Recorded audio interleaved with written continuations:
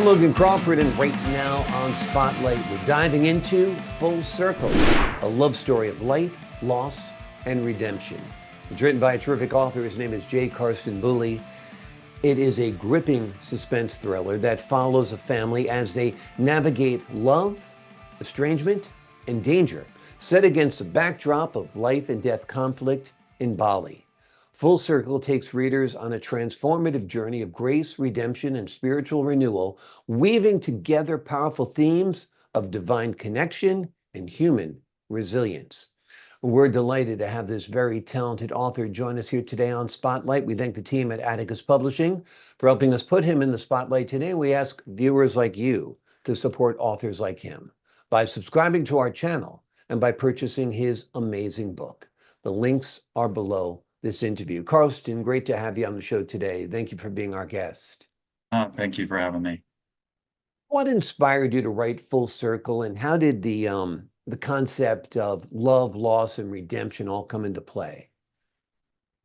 Well, it's a long story, but I'll try to be brief. I was actually detained abroad illegally by a foreign government. So during that time, I was, let's say, in a foreign prison for 6 years, from 2014 through 2020. And during that time, being held illegally, I was in solitary confinement in a 6 by 10 foot concrete cell, no heat in the winters, no fans or air conditioning in the summer. It was pretty gruesome. No furniture. You had to lay on the floor at night. And so during this kind of horrific period, I had to figure out how to survive. And even being starved a first year and a half when the, let's say, warden of that particular prison was very harsh. And so we had very few calories given to us a day. And so I went from 185 pounds down to 130, 135 pounds within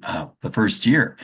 So during this time to survive, I became desperate. Out of desperation, I remember being in punishment for 45 days, even worse than the normal solitary confinement. And during that time, I was desperately connecting to divine source or God. And so during that time, I had like a divine intervention.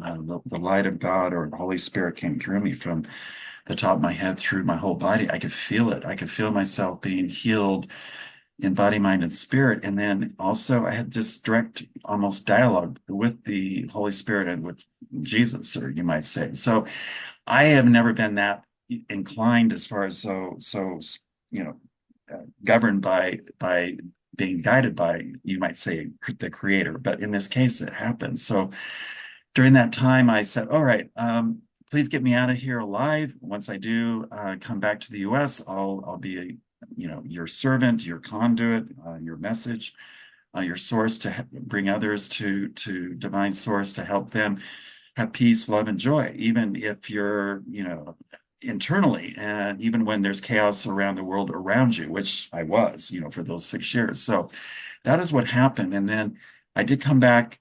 And during that time, the first year, I was able to write in a notebook, longhand, over 3 months in the summer, this whole story. And I was guided to write down everything about this whole story, even guided me to have my pen name of J Karston Buli. I mean, that is the level of guidance that I had. So when I took this notebook back to the US, when I was finally released and transferred back, I was able to transfer it into a laptop and then finally come to full fruition of publishing it. So 10-year project, and here we are. Amazing. Well, there's so much to unpack there. It could be a whole other interview on your illegal containment and detainment, Right. rather. Crazy, crazy. Crazy. Yeah, almost unbelievable. So May I ask you what country you were in? I was actually in Japan. I was in Wow. Japan, but I was set up for this fall because I was visiting mainland China on a business trip, and so people there set me up for a fall because I was transferring flights from Hong Kong back in Tokyo back to Denver. And I was detained I was given party gifts by the Communist Party before I left mainland China because I was there on a vetting out solar manufacturers for to be vet them to be approved for solar projects in the US. They didn't meet the requirements, so they wanted to take me out, and then they gave me parting gifts. In those parting gifts, there were, let's say, illegal drugs where they gutted out the parting gifts and like even in ink pens. I had ink pens where they took out the cartridges and put in drugs and to take back to kids in the US. Who would ever guess to check ink pens, Right. for drugs? So it's like that. So Yeah. they contacted the customs in Japan. So when I got off the flight, I was immediately pulled aside. It was very unusual. So in other words, I was set up for this fall. Yeah. Yeah. Amazing. Amazing. You never want to get arrested. You certainly don't want to get arrested outside of this country because I've heard Correct. other horror stories, people traveling through Spain, getting picked up on similar type charges where, they're completely set up. And, we think our prison system is bad. Go overseas and see what that prison system is. But let's not get off track here. Let's stick to the Right. book. Let's Right. talk a little bit about the character of John Djeer. He's an empathic, he has ESP powers. Tell us a little bit about the spiritual themes that take place in this book. Well, I think the main theme that runs through it is that when John Djeer, the patriarch, met the love of his life, his soulmate, it was Ravina. She's this brilliant woman that came from India, and she was trained. She went through schooling in Australia and also in Europe and so forth. So when they first met, it was like this instant connection. It's like they knew that John Djeer knew instantly that she was the one. They would be together for lifelong, and so during that she did too. And then what happened is they came together and they had such a close soul reunion, as far as the light of her soul connecting and becoming in union, as far as coming together. And it was so strong that they started out with grace, and then eventually throughout the book they fell from grace, and then parted ways. And then his guidance said, it was to bring back the family back to grace, where he would bring the family back together after it was broke apart, in order to have redemption and come full circle for all of the family members. And that's what the story is about. So when they first meet and come together at the front of the book, the father, John Djeer, is picking up, along with the two sons, the mother at the airport in Bali, and then there's a terrorist attack. And so they're all thrown into the middle of this terrorist attack, and then their vehicle is strafed with bullets and what have you, and then crashes. This is like in the first chapter. So it opens with this huge suspenseful drama, and then through the remainder of the book, they're all trying to survive their critical injuries. The mother and the father are critically injured, and the boys or their sons are trying to figure out how to save the mother and the father. And at the same time, they have flashbacks reliving their past events in their lives and all the events that led up to how they first came together, how they fell apart, and then where they are now. And then each of them are revealing certain things and trying to hold each other accountable, and whether they can step up and embrace God to have redemption in order to come full circle, where the family could perhaps come back together. Amazing. It's an incredible story you've woven together here and wonderful, different, and unique elements for sure. Have you envisioned this as a film? I mean, it is very visual.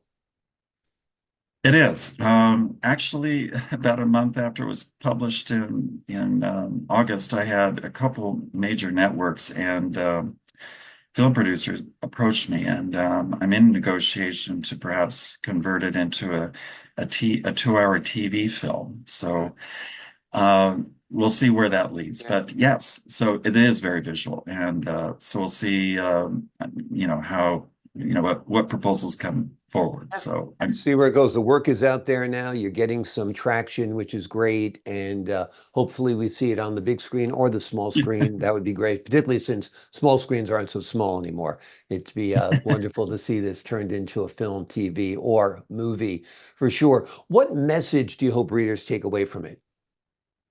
Well, I think there's two, but I'll focus on one.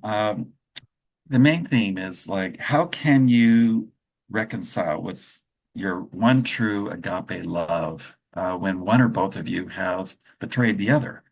So is it possible? And then if so, how do you go about doing that? And that's what the kind of the underlying theme is, because the John Djeer, the patriarch, is driven where he's being guided to bring the family back together as an empath and his connection to divine source. And so he's trying to he's come full circle where he's redeemed himself, but now he's trying to see if the other family members can do the same and whether they choose to do that or not, because each one of us has free will. So we have to decide if we want redemption, and if so, do we have the courage to act to do it? Absolutely, absolutely. And part of your story involves Islamic extremists. Tell us the role they Yes. play. Well, it's kind of almost like a backdrop. It's not where those characters are really interwoven, where they play a major theme in any way or form. It's just more of the backdrop. So, uh, in the beginning, because actually I have been in Bali at times where they did have extremists.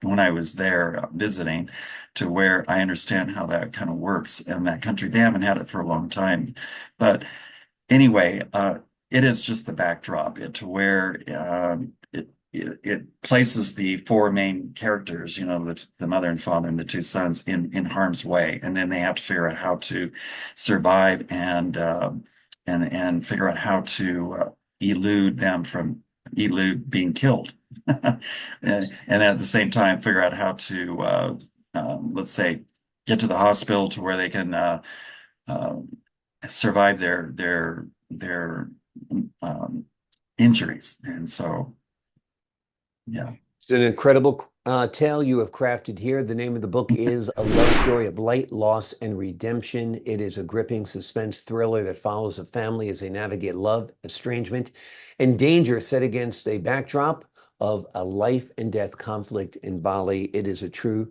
page turner. It has elements you haven't seen before in other books, and I think you will truly enjoy it. Karston, thank you so much for joining us here today on Spotlight. I thank you as well. It's been an honor. So thank you for inviting me. My pleasure. The honor is all mine. To the folks at home, I'm Logan Crawford, thanking you for your time this time. Until next time on Spotlight.